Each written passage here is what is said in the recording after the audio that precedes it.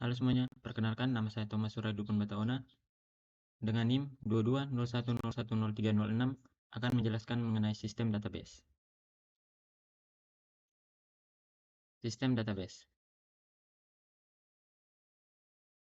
Yang pertama, basis data. Basis data adalah terdiri dari dua kata, yaitu data yang berarti representasi dari fakta dunia yang mewakili suatu objek yang direkam dalam bentuk angka, huruf, simbol, teks, gambar, bunyi, atau kombinasinya.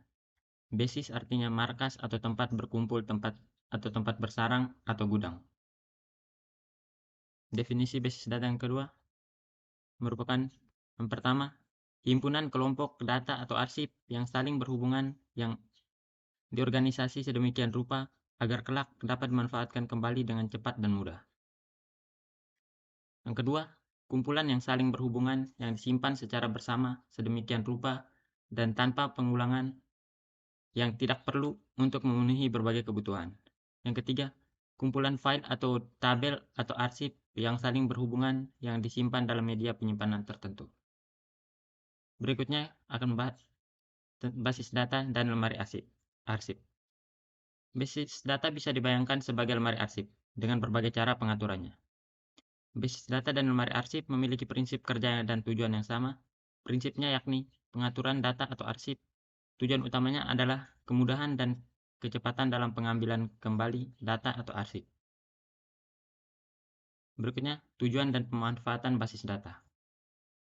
Tujuan dan pemanfaatan basis data. Yang pertama, kecepatan dan kemudahan, yaitu berarti pengguna basis data bisa menyimpan data, melakukan perubahan atau manipulasi terhadap data, penyampaian kembali data dengan lebih cepat dan dibandingkan dengan cara biasa, baik manual ataupun elektronik. Yang kedua, efisien ruang penyimpanan atau space. Dengan basis data, kita mampu melakukan penekanan jumlah, redundansi atau pengulangan data baik dengan menerapkan sejumlah pengkodean atau dengan membuat relasi-relasi antara kelompok yang saling berhubungan. Yang ketiga, keakuratan atau akurasi. Agar data sesuai dengan aturan dan batasan tertentu dengan cara memanfaatkan pengkodean atau pembentukan relasi antara data bersama dengan penerapan aturan atau batasan, tipe data, domain, dan keunikan data, dan sebagainya. Yang keempat, ketersediaan. Agar data bisa diakses oleh setiap pengguna yang membutuhkan dengan menerapkan teknologi jaringan serta melakukan pemindahan atau penghapusan data yang sudah tidak digunakan atau kadaluarsa untuk menghemat ruang penyimpanan. Yang kelima, kelengkapan. Agar data yang dikelola senantiasa lengkap baik secara relatif terhadap kebutuhan pemakai maupun terhadap waktu dengan melakukan penambahan baris-baris data ataupun melakukan perubahan struktur pada basis data, yakni dengan menambahkan file pada tabel dan menambahkan tabel baru. Yang keenam, keamanan. Agar data yang dikelola senantiasa lengkap, baik relatif terhadap kebutuhan pemakai maupun terhadap waktu, dengan melakukan penambahan baris-baris data ataupun melakukan perubahan struktur pada basis data, yakni dengan menambahkan file pada tabel atau menambah tabel baru. Yang ketujuh, kebersamaan. Agar data yang dikelola oleh sistem mendukung lingkungan multi-user atau banyaknya pemakai dengan menjaga atau menghindari munculnya problem baru seperti inkonsistensi data karena terjadi perubahan data yang dilakukan oleh beberapa user dalam waktu yang bersamaan, atau kondisi deadlock karena ada banyak pemakai yang saling menunggu untuk menggunakan data. Berikutnya tentang pemakai basis data. Bidang fungsional yang memanfaatkan basis data adalah kepegawaian, pergudangan, akuntansi, dan bentuk perusahaan yang memanfaatkan basis data adalah perbankan, pendidikan, rumah sakit.